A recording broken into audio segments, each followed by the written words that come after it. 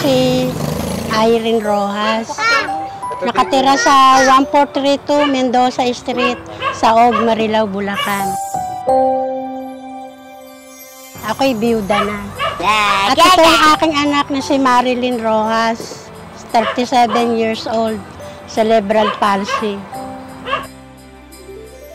Ako marami ng sakit, high blood, tsaka may varicose vein ako. Marami na akong nararamdaman.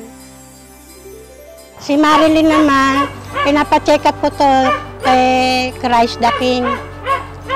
Maintenance na siya ng gamot ng phenobarbital. Kaya tuloy-tuloy ang gamutan kay Marilyn Rojas.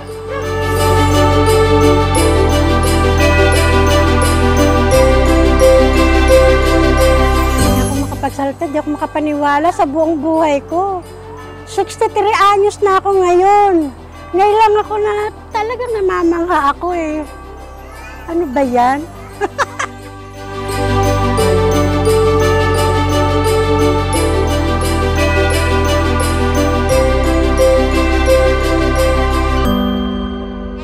Maraming salamat po sa Bingo Plus, sa lahat ng bumubuo.